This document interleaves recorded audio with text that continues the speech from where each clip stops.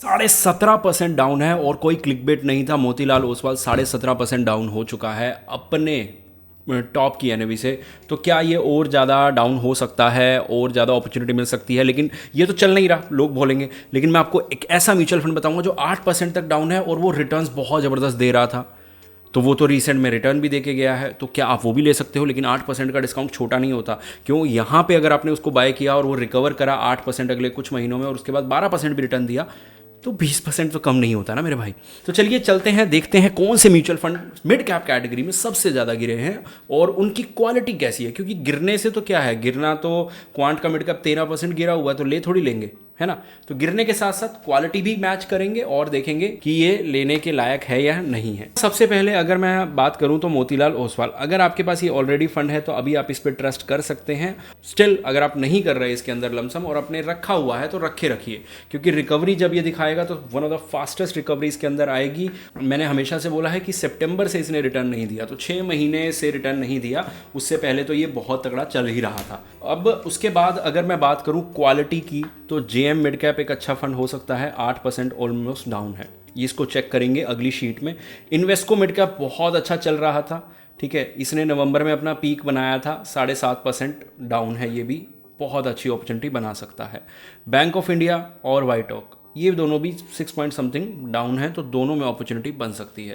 लेकिन अपॉर्चुनिटी के चक्कर में पोर्टफोलियो में भर मत लेना इस चीज़ को, ठीक है। उसके बाद टाटा मिड कैप या बाकी सब में अगर आपके पास इनमें से कुछ है, कोटक है, कैनरा रुबेको, बंधन, यूटीआई, कोई भी इसमें से आपको मिड कैप आपके पास है और उसमें आपको लमसम करना है, तो आप देख सकते हैं स्क्रीन पे रोक के कि उसमें कितना % ड्रॉप है।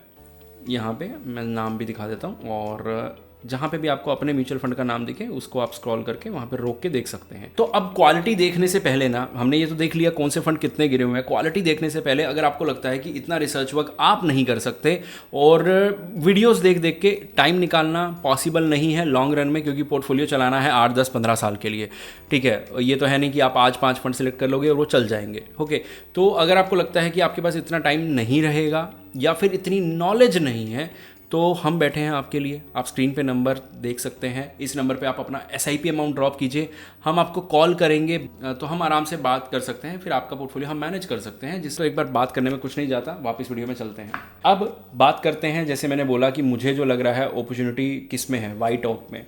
वाइट ऑक अगर आप लेते हैं तो वाइट ऑक 4 साल में से 3 साल बहुत बेहतरीन अपॉर्चुनिटी हमें देके गया है और अब यहाँ गिर गया है, तो एक अपॉर्चुनिटी बन सकती है, क्योंकि पिछले 3 साल से रिटर्न तो दे रहा है, कैटेगरी एवरेज को बीट कर रहा है, तो अच्छा तो ये करना जानता है। तो मार्केट जब रिकवर करेगी तो ये वापस टॉप में आ सकता है और अभी जब हमें चीप में मिल रहा है तो एक अच्छी अपॉर्चुनिटी हो सकती है। एक बैंक ऑफ इंडिया भी है जो गिरा हुआ है। तो बैंक ऑफ इंडिया अगर मैं चेक करूं तो कहाँ पे है, इस स्क्रीन पे आपको दिख रहा हो तो ये रहा। आपको दिख भी रहा होगा तो आप मुझे कैसे बताओगे, है ना। बैंक ऑफ इंडिया अगर मैं बात करूं तो इसको 1 ही साल हुआ है, 2025 में अपने कैटेगरी एवरेज को बीट नहीं किया था, तो कोई फ़ायदा नहीं है। तो बैंक ऑफ इंडिया तो बिल्कुल एक नया म्यूचुअल फंड है, तो इसमें मुझे कोई फ़ायदा नहीं लग रहा। उसके बाद अगर मैं ऊपर जाऊँ, इन्वेस्को और जेएम दोनों चेक कर लेते हैं कि इनमें क्या अपॉर्चुनिटी बन सकती है। जेएम मिड कैप अगर आपको ये देख पा रहे हैं आप, जेएम मिड कैप 4 में से 2 साल इसने रिटर्न दिया है, ओकेश फंड है, ठीक है। लेना थोड़ा सा रिस्की हो सकता है, ओके। उसके बाद इन्वेस्को तो भाई साहब, इन्वेस्को लास्ट 2 साल से दे भी रहा है। टोटल ओवर लॉन्ग रन की बात करें तो 11 में से 6 साल इसने दिया भी है। इसने 2021 में बहुत अच्छा परफॉर्मेंस दिया था, 19, 18, 17 में परफॉर्मेंस देना आसान नहीं था, जहां पे इसने काफ़ी अच्छे काम किए थे। पहले भी गिरती मार्केट में इसने बेहतरीन परफॉर्मेंस दिखाई है।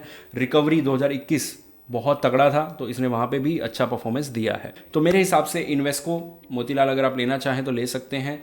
बाकी अगर आपके पास ऑलरेडी जैसे एडलवेस है या कुछ भी फंड है तो वो कितना गिरे हैं आप यहाँ देख सकते हैं। लेकिन अगर वो टॉप में भी नहीं है तो वो इससे कम गिरे हैं, तो लमसम और बाकी जगह बेटर बन सकता है। जैसे HDFC बहुत लोगों के पास होगा, तो 4.5% की अपॉर्चुनिटी तो यहाँ पे भी है। और अगर आपके पास जगह है पोर्टफोलियो में, अगर आपके पोर्टफोलियो भरा नहीं हुआ ऑलरेडी 6-7 फंड से, तो शायद आप एक म्यूचुअल फंड नया भी बाय कर सकते हो। लेकिन नया बाय करने से पहले आप ये सोच लो मिड कैप करना है, स्मॉल करना है या फिर फ्लेक्सी करना है। और अगर आप फ्लेक्सी और स्मॉल की वीडियो देखना चाहते हैं, चैनल को सब्सक्राइब करो, जल्दी आएंगी वीडियोस।